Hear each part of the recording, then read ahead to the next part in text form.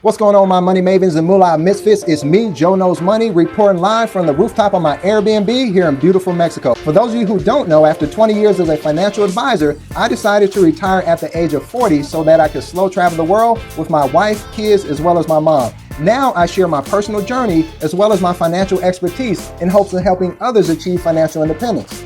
If you'd like to help others as well, please like and subscribe to this video so that the YouTube algorithm can share this message far and wide. With that being said, let's dive into our second most important calculation when it comes to pursuing your financial independence. And that calculation is of your FIRE number. FIRE stands for Financial Independence Retire Early.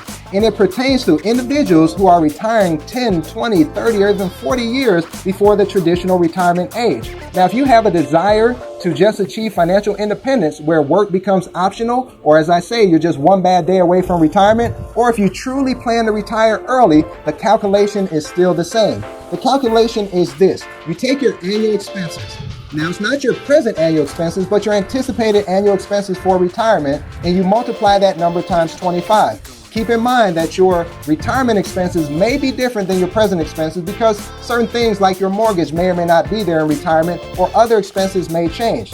How did we come up with this calculation? Well, this calculation stems from what is known as a Trinity Study. This number comes from the Trinity Study from the early 1990s, where a group of professors did a number of calculations to see, based upon a 4% withdrawal rate, as well as a certain asset allocation with the majority of your money in your portfolio being allocated towards stocks, that you could successfully draw upon it 4% a year for 30 years and still have money left over.